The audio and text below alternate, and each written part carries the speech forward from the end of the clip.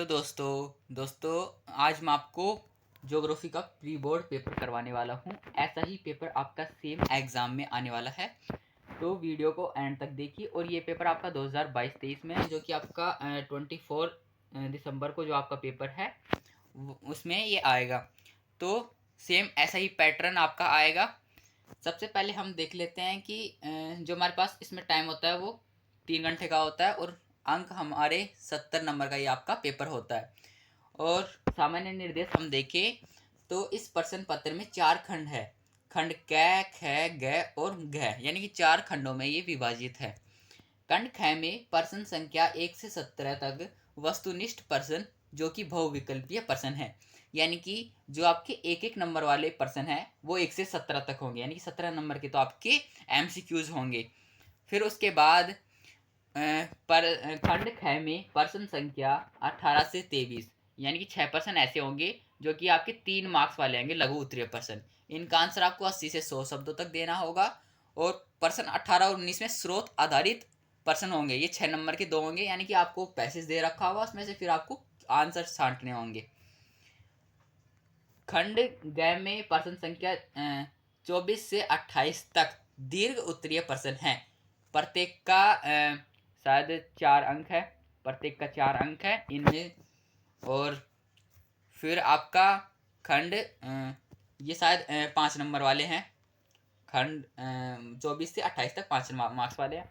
फिर खंड ग में आपके मैप के क्वेश्चन होंगे, एक वर्ल्ड मैप आएगा और एक इंडिया का मैप आएगा, ये भी 5-5 मार्क्स के हैं। तो ये आपके सामान्य निर्देश हो गया कि कैसे पेपर होगा। पेपर करने से पहले आपको ये पढ़ना जरूरी होता है। खंड क में हम देखते हैं तो इसमें इस खंड में 17 प्रश्न है, जो सभी प्रश्न आवश्यक है करने। इसमें कोई मतलब किसी का प्रश्न में ऑप्शन हो भी सकता है, किसी में नहीं भी हो सकता, इसलिए आपको सारे प्रश्न करने हैं। मिसिसिपी ऑडियो जलमार्ग निम्नलिखित में से किनको जोड़ता है? देखिए आपने वो परिवहन वाला चैप्टर पढ़ा है, तो ये उसी में से है। तो ये किसको जोड़ता है ये आपको बताना है। ऑप्शन आप दे रखे हैं। आंसर देखने से पहले आप पहले खुद आंसर देने की कोशिश कीजिए। इससे आपका मन में ही आप आंसर सोच लीजिए, आप पता चल जाएगा इसका कि आपकी तैयारी कितनी है। फिर आप आंसर देखिए इसमें। तो इसका आंसर हो जाएगा ख। संयुक्त राज्य अमेरिका के आंतरिक भागों को दक्षिण में मैक्सिको की खाड़ी के साथ ये जोड़ता है, ये मिसिसिपी ओहियो जलमार्ग। ध्यान रखना, जो भी मैं बताता चल रहा हूँ पूछा भी जा सकता है एग्जाम में, कोई इसमें वो नहीं है कि ये आ भी नहीं सकता, नहीं आएगा, तो ऐसा नहीं है, पूछा भी जा सकता है एग्जाम में। हो सकता है कुछ क्वेश्चन सीधे ही इसमें पूछ ले जाए और कुछ क्वेश्चन आंसर तो वैसा ही हो लेकिन उनका पूछने का तरीका बदल जाए, इसलिए आपको ध्यान देकर चलना है कि क्या पूछा जा रहा है क्वेश्चन में। इसमें बताना है कि निम्नलिखित में कौन सा जोड़ा सही नहीं है। अब ये देश दे रखे हैं और ये मानव विकास सूचकांक दे रखा है। देखिए मानव विकास सूचकांक की गणना होती है, इसमें पहले नंबर पे नॉर्वे आता है, और भारत की हम बात करें तो वो 130वें नंबर पे आता है। अब इसमें हर देश के मानव सूचकांक इसमें इसमें ये लग रहा है कि आपको याद होना चाहिए कि हर देश का मानव सूचकांक कितना है। तो इसमें सही ऑप्शन आ जाएगा स्वीडन। स्वीडन का 0.933 मानव सूचकांक है, तो ये इसका सही आंसर हो जाएगा। थर्ड हम देखते हैं। दोस्तों आपको स्टार्ट में हार्ड क्वेश्चन लग रहे होंगे थोड़े थोड़े, लेकिन एक पेपर में हार्ड और सिंपल दोनों ही तरह के क्वेश्चन आते हैं। थर्ड हम देखते हैं कि लोग समतल मैदानों पर बसने को वरीयता क्यों देते हैं। देखिए समतल मैदान जहाँ पर होंगे वहाँ पर लोग क्यों बसेंगे, आप खुद सोच के देखिए कि वहाँ पर उन्हें अच्छी सुविधाएं मिले, अच्छी मतलब वो कृषि कर सके, या फिर परिवहन के साधन वहाँ पर अच्छे से चल सके, इसलिए वो बसने को वहाँ पर वरीयता देते हैं। तो हमारा ऑप्शन हो जाएगा उपरोक्त क और ख, यानी कि दोनों ही चीजें होती हैं इसमें। इनके अलावा और कोई ऐसी चीजें जो आपको लग रही हो कि हाँ ऐसा हो सकता है समतल मैदानों में, तो वो भी आपका इसमें जुड़ जाएगा।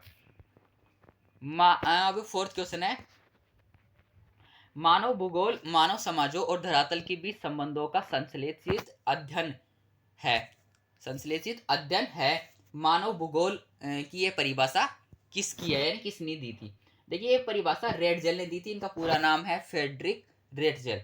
ये मानव भूगोल के जनक भी कहे जाते हैं। इन्होंने सबसे पहले मानव भूगोल की परिभाषित किया था मानव भूगोल को।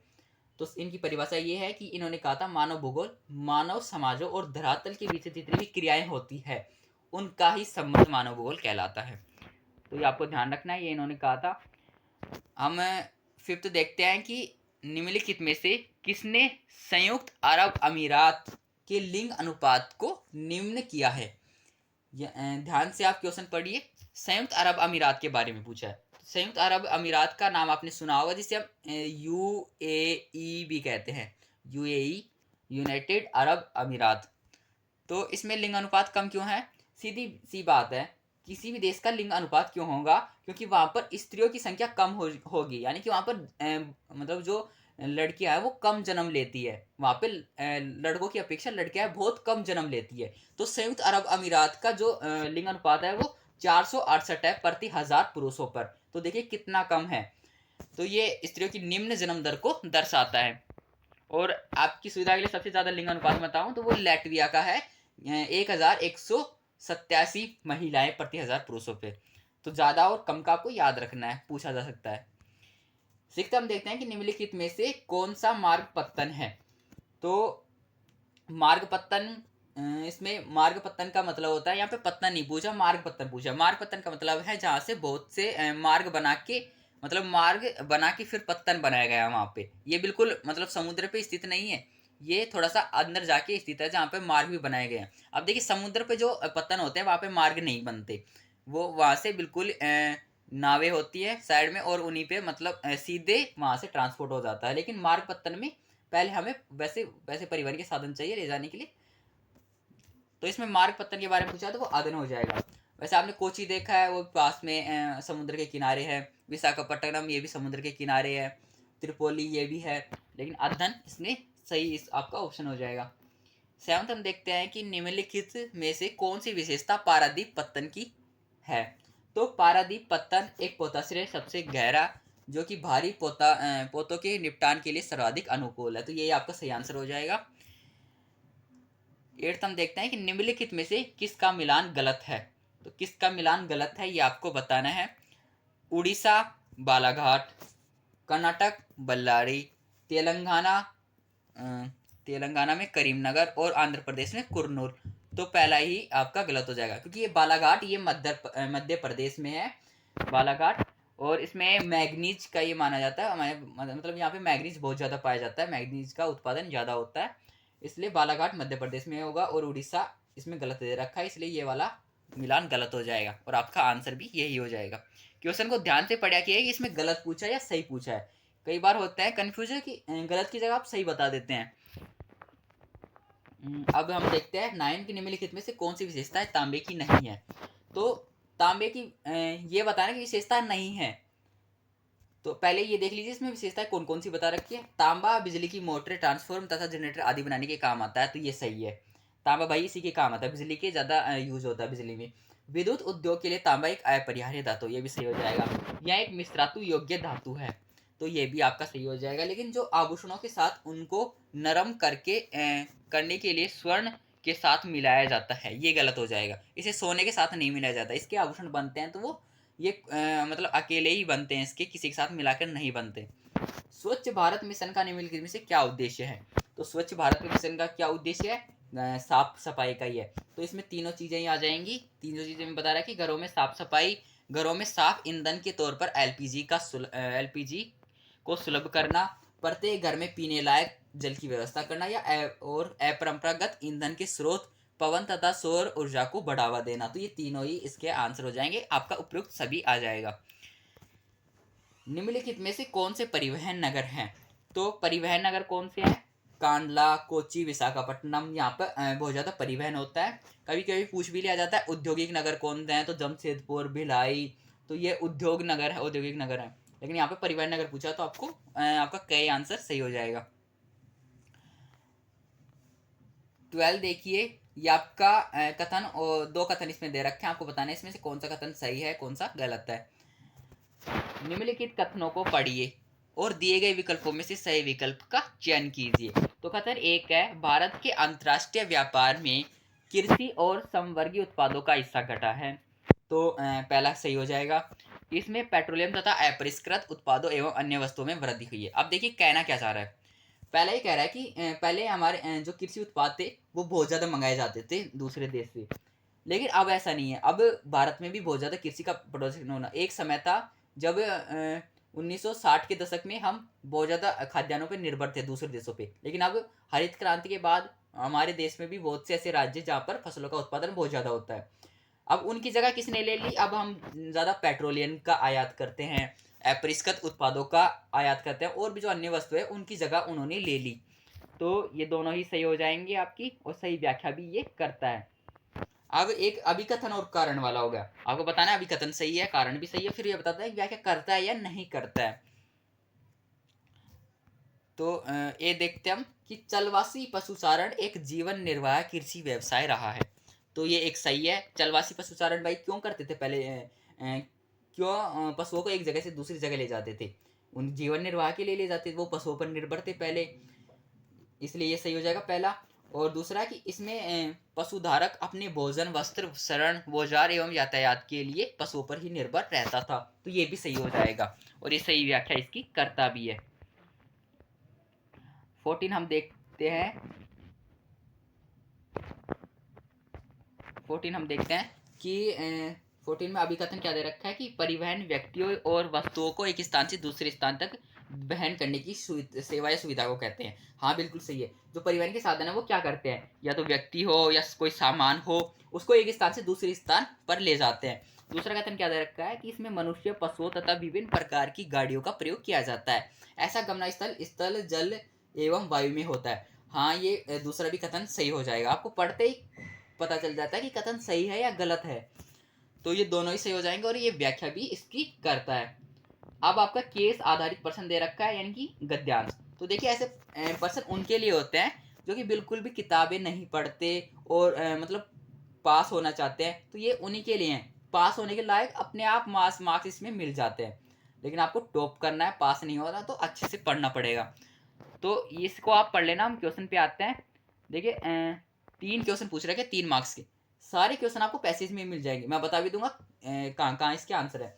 रमेश उड़ीसा में किस रूप में कार्य कर रहा है? तो रमेश एक वेल्डर के रूप में काम कर रहा है। तो सबसे पहले पैसेज में ऊपर ही देखिए, आपको पहले का आंसर ऊपर ही मिल जाएगा आपको। तो रमेश अनुबंध के आधार पर तलचर में निर्माण स्थल पर पिछले 2 वर्षों से एक वेल्डर के रूप में कार्य कर रहा है, तो पहले का आंसर आपको ऊपर ही मिल गया। दूसरा क्या है कि रमेश अपने पैतृक गांव में पिता के पास कितने पैसे भेजता है? तो ये इसमें 20,000 बता रखा है। हम देखते हैं 20,000 कहाँ पर है। तो देखिए ये रहा कि वह प्रतिवर्ष अपने पैतृक गांव में पिता के पास 20,000 रुपये भेजता है, तो ये भी इसमें मिल गया। थर्ड हम देखते हैं कि 1988 के पश्चात रमेश के जीवन में क्या परिवर्तन आया। तो 1988 के पश्चात हम देखते हैं क्या उसके जीवन में क्या बदलाव आया। तो 1988 ये देखिए ये रहा।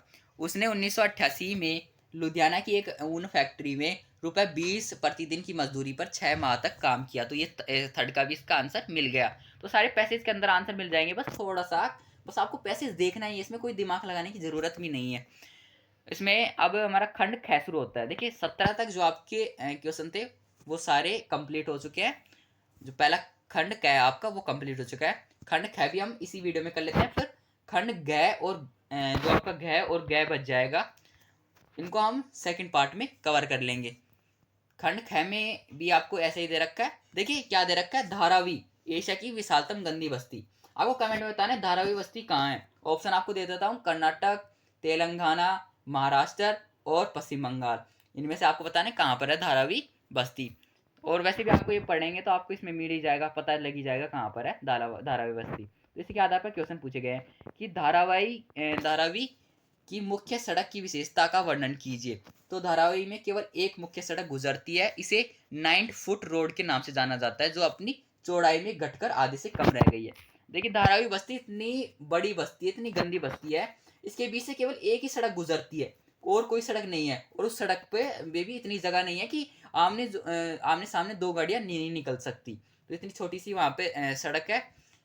तो ये इसकी विशेषता है, ये भी इसी में आपको आंसर मिल जाएगा। तो इनके आंसर आपको इसी में मिलेंगे, तो ये आप देख लेना। हम 19 पे आते हैं। 19 भी एक स्रोत आधारित प्रश्न है। इसमें चित्र दे रखा है आपको। चित्र किसका दे रखा है? एक रेलवे लाइन्स का दे रखा है, जो कि ऑस्ट्रेलिया में है, जो पर्थ से सिडनी तक जाती है।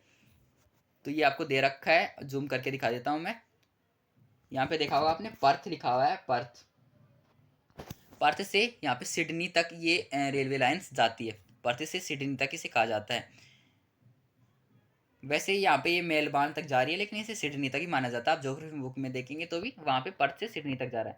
ऊपर क्वेश्चन क्या पूछा गया है कि ऊपर दिए गए मानचित्र में दिखाए गए रेल मार्ग का नाम लिखिए। तो इसमें आप लिख सकते हैं ऑस्ट्रेलियाई पार महाद्वीपीय रेल मार्ग। हमारे 3 बड़े महाद्वीप है दुनिया विश्व की, तीनों के नाम आपको बता देता हूँ। पार साइबेरियन मार्ग जो कि रूस में है, पार कैनेडियन मार्ग जो कि कनाडा में है, और पार ऑस्ट्रेलियन पार महाद्वीपीय रेल मार्ग जो कि ऑस्ट्रेलिया में है। तीनों को आपको पता है, तीनों में से एक तो जरूर आएगा आपके एग्जाम में, तीनों के बारे में आपको पता होना चाहिए। सेकंड क्वेश्चन है कि इस रेल मार्ग के अंतिम सिरों के स्टेशन के नाम आप लिख सकते हैं। देखिए पर्थ और सिडनी लिख रखा है, पहला पर्थ है और दूसरा सिडनी है।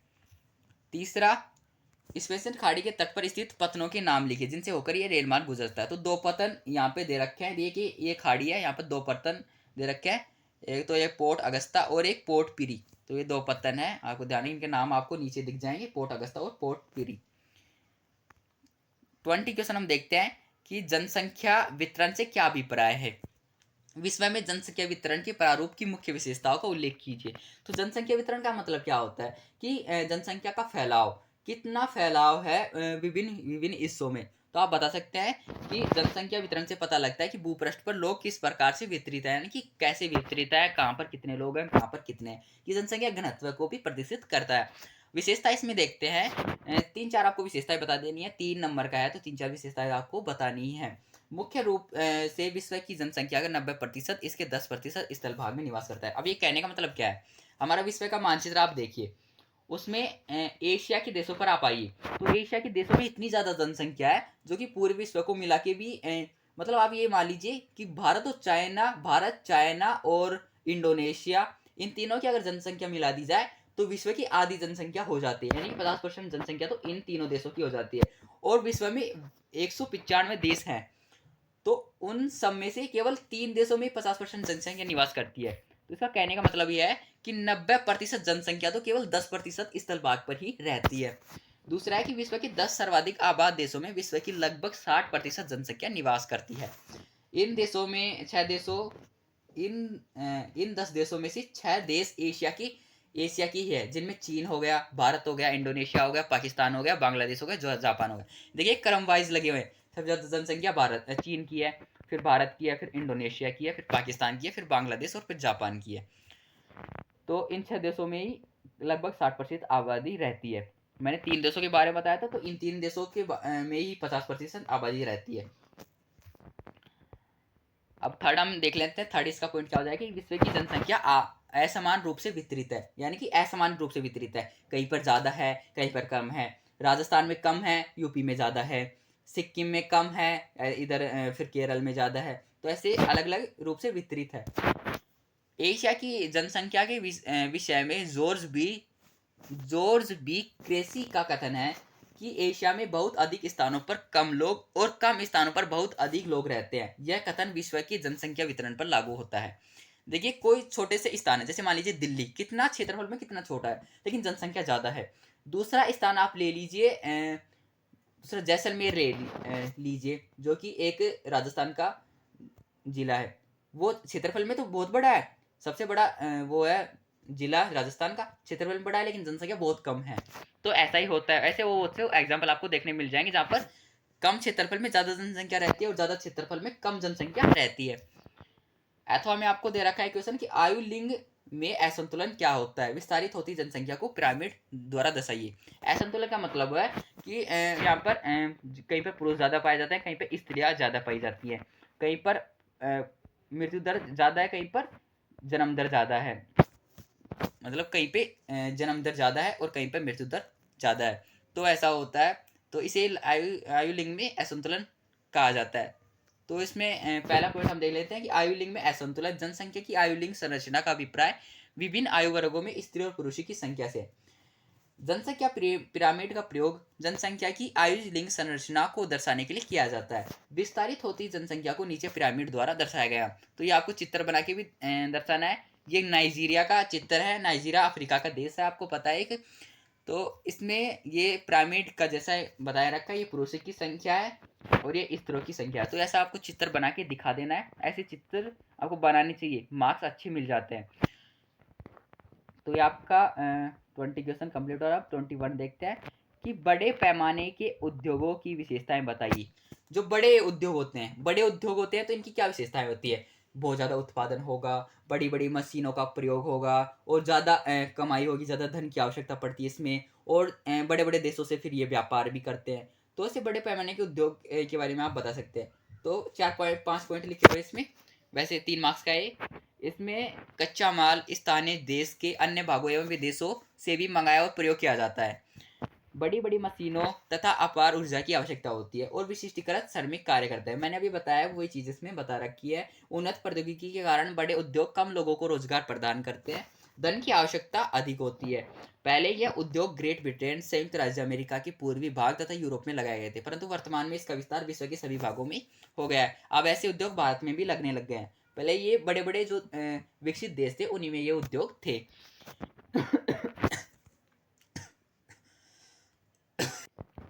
अब हम 22 क्वेश्चन देख लेते हैं इसका कि आधुनिक कृषि तथा सांस्कृतिक गतिविधियां किस प्रकार से जल को प्रदूषित करती है, इसके क्या प्रभाव होते हैं।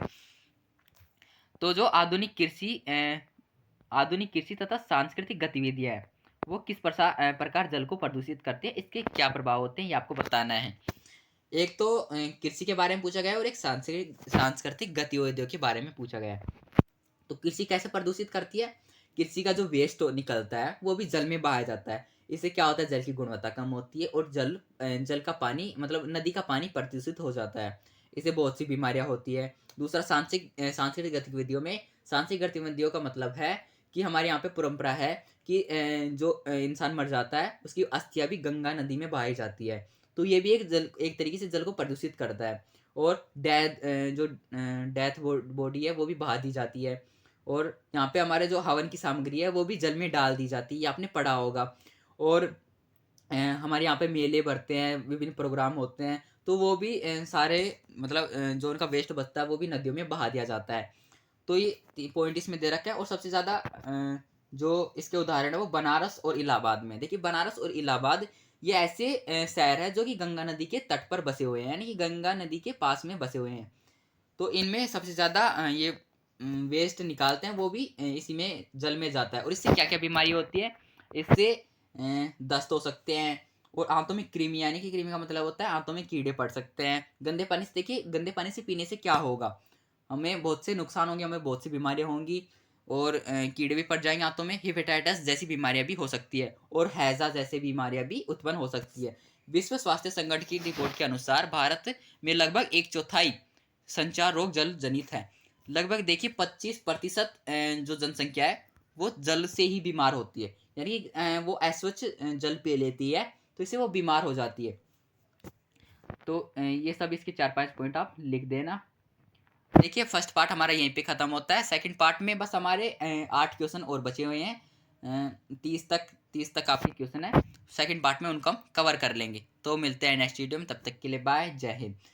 अगर आपने चैनल को सब्सक्राइब नहीं किया, चैनल को सब्सक्राइब कर लीजिए, आने वाली वीडियो की नोटिफिकेशन आपको मिल जाएगी। और मैं डिस्क्रिप्शन में भी लिंक इसकी दे दूंगा सेकंड वाली पार्ट की।